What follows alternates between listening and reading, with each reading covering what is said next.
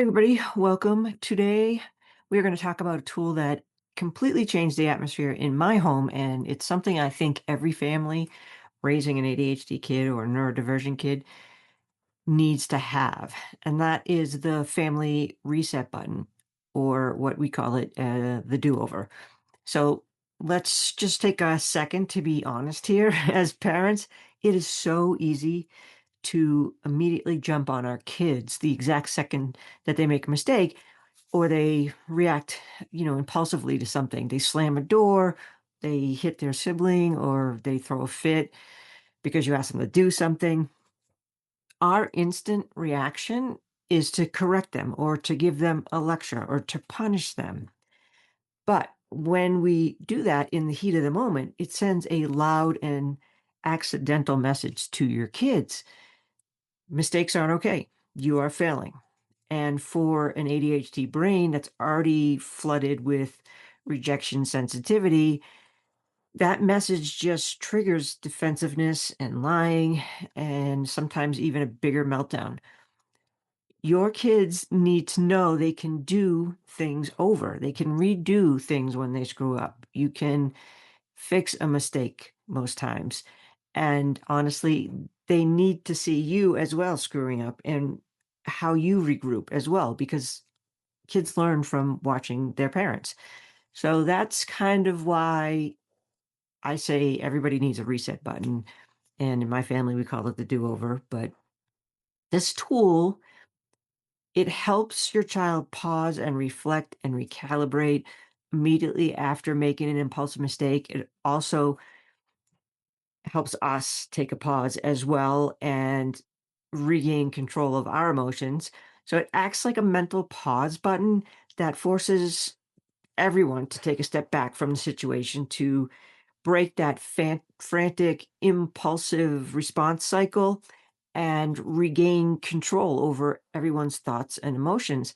So it's a literal opportunity to make a better choice after the mistake had already happened. Okay, and here is the hidden magic of the reset button. It isn't just that it stops an argument, it actively builds self awareness.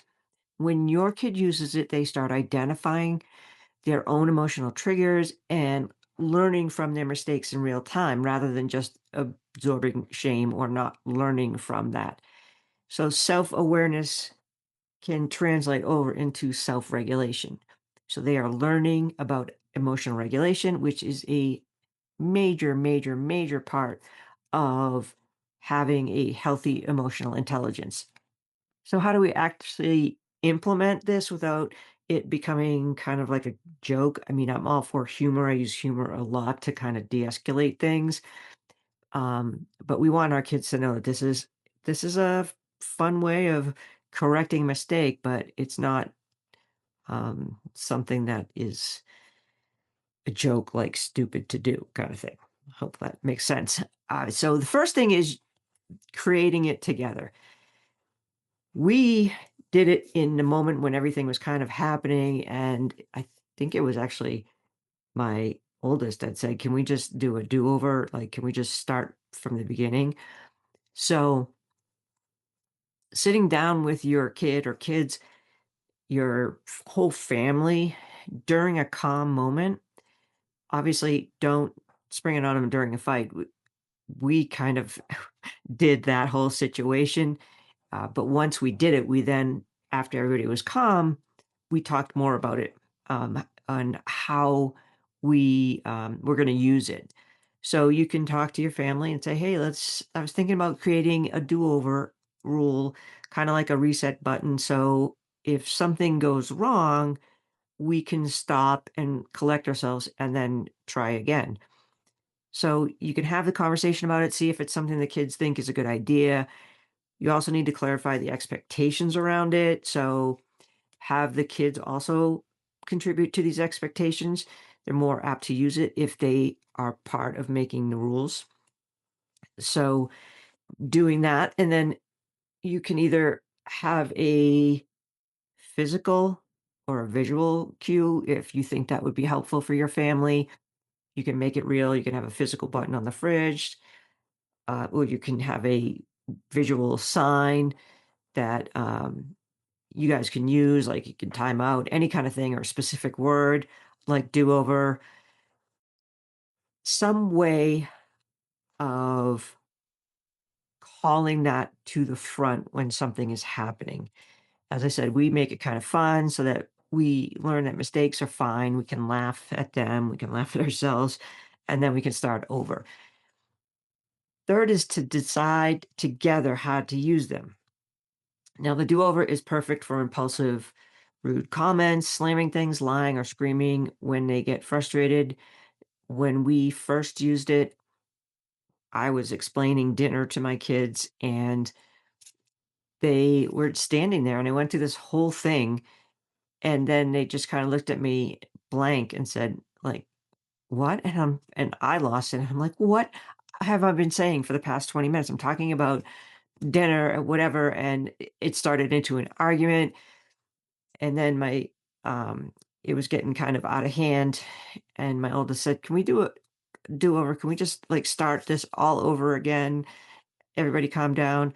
And that's what we did. We calmed down, and then we kind of talked over what was the original subject that led to an argument. So, so it's really important to define when to do it, when you're going to do it. If your kid says a rude comment or swears at you or something, you can decide that might be a thing. You could be like, "Do you want to try that again?"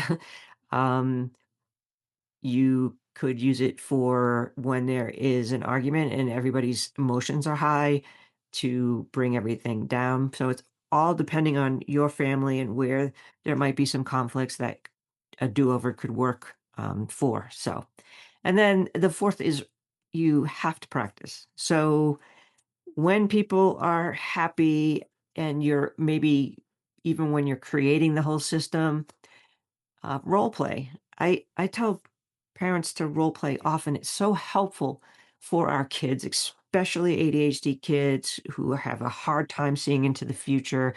If you have an autistic kid who needs to know every single step and it has to be very literal, role playing is great because you can then start to help your kid see the steps they would need to take to get somewhere. So acting out a situation, and then use that do-over, the cue, whatever that your family came up with, helping your kid practice pausing, um, and then act out and discuss a better way to handle the situation. For kids that are impulsive, it's extremely important to practice helping them pause before they react or before they say something. And so this is one of the good solutions that you can do. So, if you do not have something like this in your family, I would say give it a try. Get the whole family involved in mapping it out. If you haven't already checked out my free webinar, How to Stop the Daily Battles and Finally Connect with Your ADHD Kid, that is available through a link and it goes over the roadmap framework that I use with my kids to build collaboration and independence within my family and how you can use it with your family. So if you haven't done that, the link is in the group guides tab. I can also put that in the comment if you want to register and grab a seat for that. So, other than that, have an incredible day. I hope everybody has a wonderful, wonderful week. And to remember, keep moving forward.